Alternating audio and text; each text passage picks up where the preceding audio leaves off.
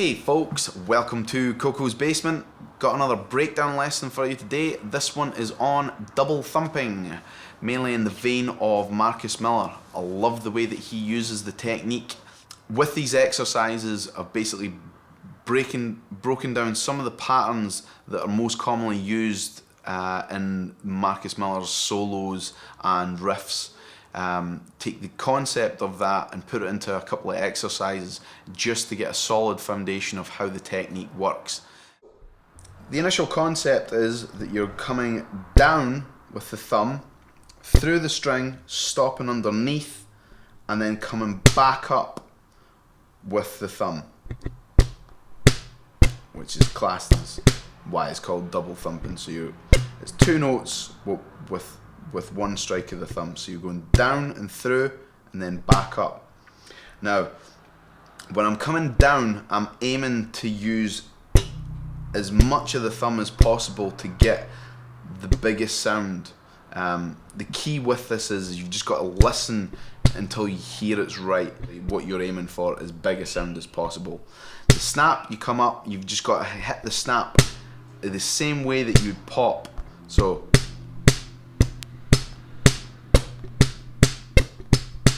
if you're popping, double check it, it should sound the same. So that's the idea, down, up, down, up, down, up. So this exercise is three notes. It's your D on your G string, which is the 7th fret. You're striking through that, down, and then coming up on the C, which is the 5th fret on your G string. Then you're striking the A on a down strike, and that's the 7th fret on your D string, and then coming up on the 5th fret on your D string, which is the G. So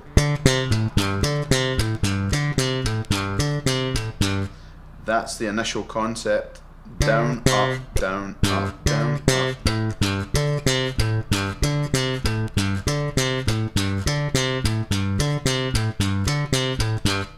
So you want to make sure that the note is full as possible. So this exercise is a triplet, so it's a semi-quaver triplet, so it's 1, 2, 3, 1, 2, 3, or strawberry, strawberry.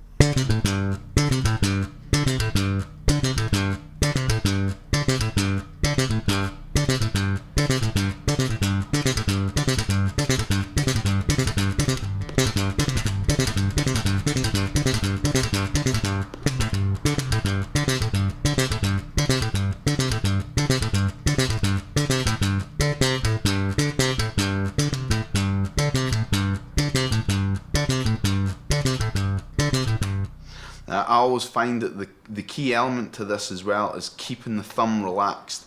If you tense up too much, you get too much of a snap, or it sounds a bit too uneven in terms of the notes. Because when you tense up, the initial thing is you want to pull your thumb further back, but you just got to kind of stay relaxed. It's keeping your thumb firm but relaxed. So you're going down, up, up.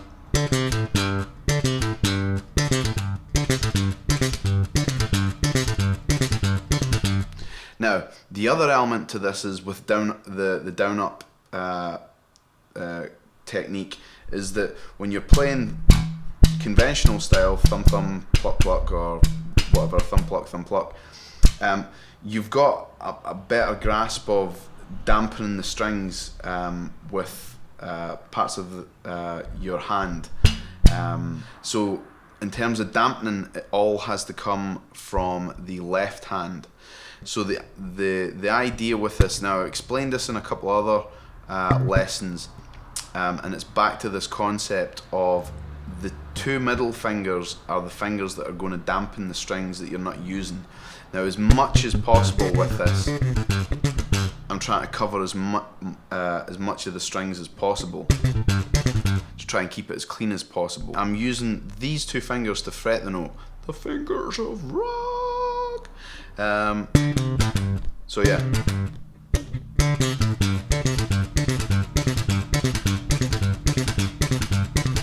So as you can see, but what I'm using is middle 2 again to dampen the strings. I'm not using.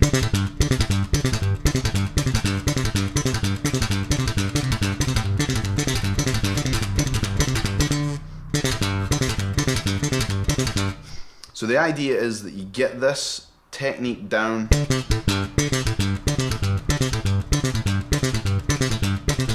Try and get as relaxed as possible with this, and we'll move on to exercise 2. In order to get this into a groove, we'll have to practice this in time.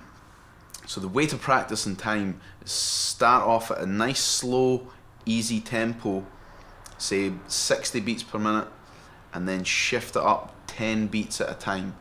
But what you need to do is you need to start at 60 beats per minute, play for 4 minutes the exercise without making a mistake. If you make a mistake, you have to reset the 4 minutes again. That way it'll give you a strong foundation of where you are in that tempo and how accurate you can play with that, with the technique itself. So then once you've nailed that 4 minutes, maybe do that twice just to make sure that you've got it absolutely perfect. Then shift up to 70, to 80, to 90, 100, 120, and then you take it on as far as you can go. The great thing with that is that you've always got a reference point as to where you found the struggles, whether it was slow or fast or a bit of both, where your comfortable tempo is and where you aim to gradually beat. I always make it like a little game, taking the note and trying to beat my score. So the score is the tempo. So with the first exercise, practicing into a groove. So if you've got the click going 1, 2, 3, 4.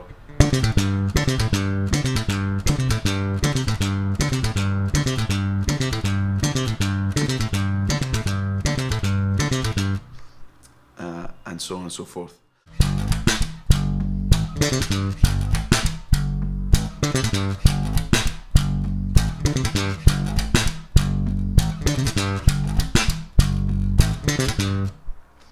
We've got, so you've basically got a slide. So it's starting on the G on your E string, so it's the 3rd fret, sliding up to the 5th fret, and then a little dead note, and then a pop.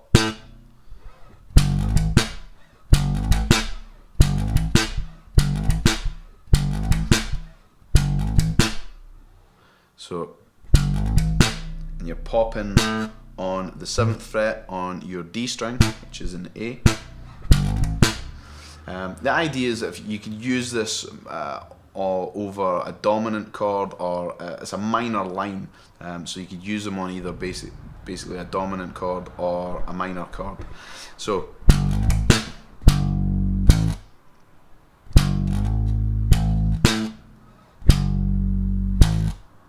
that's the start of the groove, and then you're going back to the 3rd fret and then striking the 5th fret, which is your A, so you're going G, A.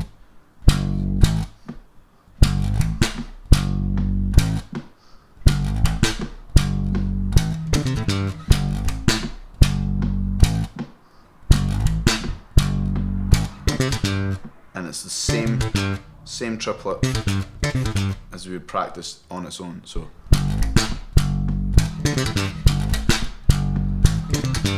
if you get stuck with this, with trying to get in the double thump, is just stick to the last bar.